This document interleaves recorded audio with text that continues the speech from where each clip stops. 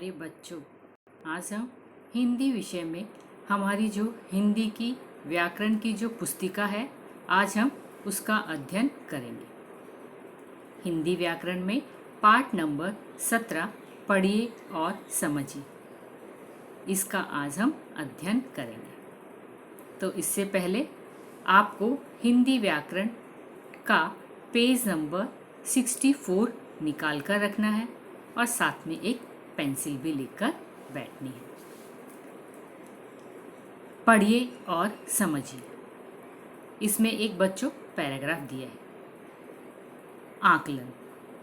आकलन में लिखने के लिए किन नियमों का ध्यान रखना चाहिए, कैसे लिखना चाहिए, इसमें परीक्षा में 4 प्रश्न आते हैं।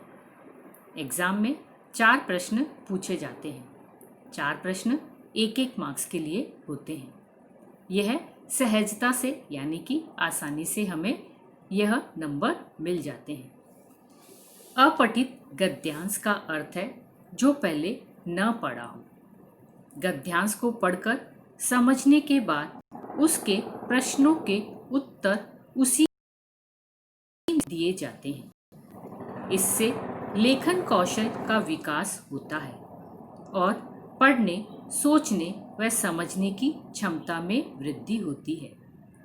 विभिन्न विषयों में जानकारी बढ़ने के साथ साथ लिखित और मौखिक अभिव्यक्ति का भी विकास होता है। तो चलिए बच्चों, सबसे पहले हम आकलन के लिखने के नियमों को देखते हैं। उत्तर देने के लिए निम्न बातों का ध्यान रखना आवश्यक है। पहला दिया है, गद्यांश को 2 या 3 बार ध्यान से पढ़ना चाहिए। जो पैराग्राफ दिया गया है जाता है, उस गद्यांश को 2 से 3 बार हमें ध्यानपूर्वक पढ़ना चाहिए। गद्यांश के मुख्य विचारों को पेंसिल से रेखांकित करना चाहिए। पैराग्राफ की जो मुख्य बातें हैं उनको हमें पेंसिल से अंडरलाइन करनी चाहिए। प्रश्नों के उत्तर गद्यांश में से ही ढूंढकर लिखना चाहिए। जो पैराग्राफ दिया है उसी में से हमें ढूंढकर उत्तर लिखने चाहिए। प्रश्नों के उत्तर कम शब्दों में किंतु सटीक होने चाहिए। प्रश्नों के उत्तर कम शब्दों में और सटीक उत्तर होने चाहिए। गद्यांश के भाव को समझकर अपने शब्दों में, अपनी भाषा में प्रश्नों के उत्तर लिखने चाहिए। प्रश्नों के उत्तर देने से पहले पूरे गद्य खंड को 1 या 2 बार ध्यानपूर्वक पढ़ लेना चाहिए। प्रश्नों को ध्यान में रखकर गद्य खंड से उनके उत्तर खोजने की कोशिश करनी चाहिए।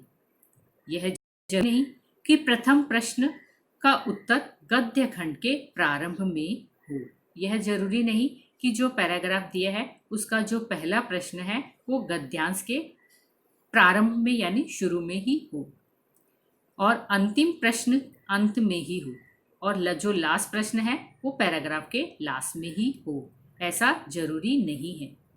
प्रश्नों के उत्तर पूरे गद्य खंड में किसी भी भाग से आ सकते हैं। पूरा जो पैराग्राफ है उसमें से कहीं से भी प्रश्न आ सकते हैं। प्रश्न में जितना सही हो उतना उत्तर लिखना चाहिए। प्रश्न में जितना सही हो, जितना आवश्यक हो उतना ही उत्तर हमें लिखना चाहिए।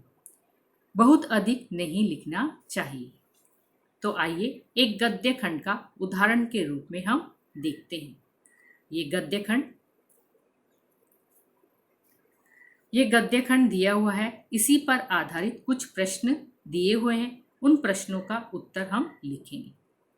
तो चलिए बच्चों, पहले हम अपनी हिंदी की व्याकरण की पुस्तिका पेज नंबर 64 हम निकालते हैं और उसमें हम आज का डेट यानी आज की जो तारीख है वो हम यहाँ पर लिखेंगे।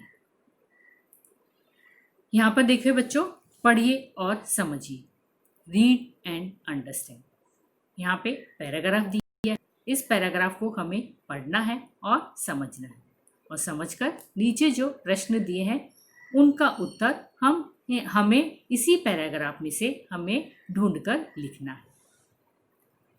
एक दिन यश छत पर बैठा हुआ था। एक दिन की बात बताई है कि यश है वो छत पर बैठा हुआ था। वह चिड़ियों को उड़ते हुए देख रहा था। आसमान में चिड़ियां उड़ रही थी और वह चिड़ियों को उड़ते हुए देख रहा था। कहाँ पर बैठकर देख रहा था? छत पर बैठकर देख रहा था। उसे चिड़ियों को उड़ते देखना बहुत अच्छा लगा। जब वह आसमान में देख रहा था, चिड़ियां उड़ रही थी और उड़ती हुई चिड़ियों को देखकर उसे बहुत अच्छा लग रहा था।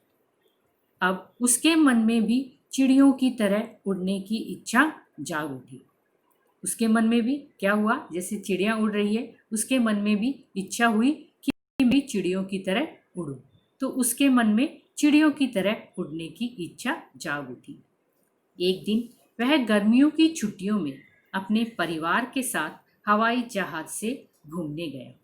एक दिन की बात बताई है कि समर वेकेशन, गर्मियों की छुट्टियों में वह अपने परिवार में मम्मी पापा भाई बहन उनके साथ हवाई जहाज से घूमने गए। हवाई जहाज में बैठकर कहीं पर वह घूमने गया। यश को हवाई जहाज में से चलते हुए बादल बहुत अच्छे लग रहे थे। जब वह हवाई जहाज में बैठा था और बैठने से वहां पर जो हवाई जहाज के बाहर जो बादल जो है, उड़ते हुए जो बादल है, वह उसे बहुत अच्छे लग रहे थे और वह बहुत खुश हुआ। उनको उड़ते हुए देखकर वह बहुत खुश हुआ। तो एक बार हम दोबारा पैराग्राफ को पढ़ते हैं। एक दिन यश छत पर बैठा था। वह चिड़ियों को उड़ते हुए देख रहा था। उसे चिड़ियों को उड़ते देखना बहुत अच्छा लगा। अब उसके मन में भी चिड़ियों की तरह उड़ने की इच्छा जाग उठी। दिन वह गर्मियों की छुट्टियों में अपने परिवार के साथ हवाई जहाज से घूमने गया। यश को हवाई जहाज में से चलते हुए बादल बहुत अच्छे लग रहे थे। वह बहुत खुश हुआ। पढ़ा बच्चों हमने ये पैराग्राफ। अभी इसी पैराग्राफ के नीचे जो प्रश्न दिए हैं उनका उत्तर हम इसी पैराग्राफ में से लिखेंगे और इसका उत्तर आपको हिंदी व्याकरण की पुस्तिका में ही लिखना है। नीचे दिए प्रश्नों के उत्तर लिखिए।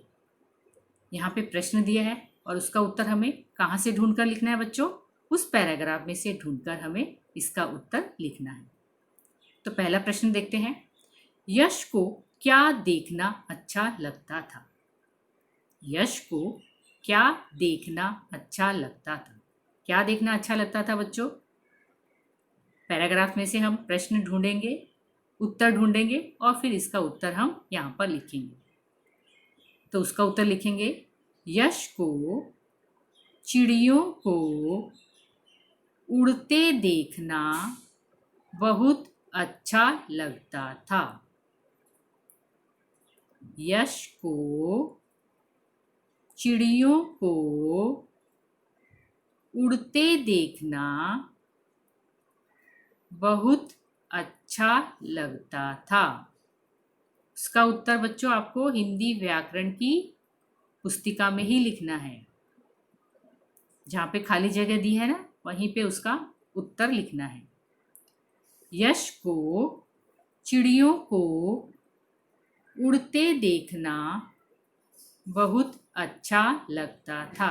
हो गया बच्चा सबका लिख के? आगे बढ़े। दूसरा प्रश्न देखते हैं। यश के मन में किसकी तरह उड़ने की इच्छा जाग उठी? यश के मन में किसकी तरह उड़ने की इच्छा जाग उठी? किसकी तरह उड़ने की इच्छा जाग उठी बच्चों? उत्तर लिखेंगे उसी में। यश के मन में चिड़ियों की तरह उड़ने की इच्छा जाग उठी। यश के मन में चिड़ियों की तरह उड़ने की इच्छा जाग उठी। लिखा बच्चों सबने। यश के मन में चिड़ियों की तरह उड़ने की इच्छा जाग उठी। आगे बढ़े। प्रश्न 3। यश किसके साथ हवाई जहाज से घूमने गया? यश किसके साथ हवाई जहाज से घूमने गया? किसके साथ गया बच्चों? उत्तर लिखेंगे। यश अपने परिवार के साथ हवाई जहाज से घूमने गया। यश अपने परिवार के साथ हवाई जहाज से घूमने गया। लिखा बच्चों सबने। किसके साथ गया? अपने परिवार के साथ हवाई जहाज से घूमने गया। आगे का प्रश्न देखते हैं। यश को चलते हुए बादल कैसे लग रहे थे? यश को चलते हुए बादल कैसे लग रहे थे?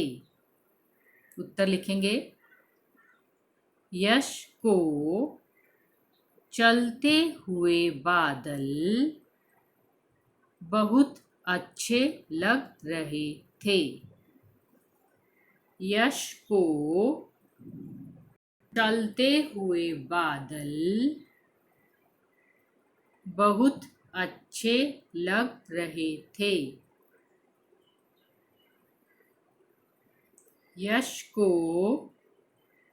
चलते हुए बादल बहुत अच्छे लग रहे थे। हो गया बच्चों सबका लिख के? तो आपको अपनी टेक्स्ट बुक में इसी का आंसर आपको लिखना है। 4 प्रश्न पूछे हैं, पैराग्राफ दिया है और नीचे जो प्रश्न पूछे उसका उत्तर हमने किस में से ढूंढकर निकाला? पैराग्राफ में से। ऊपर जो पैराग्राफ दिया है उसी में से ही हमें ढूंढकर उत्तर लिखना है।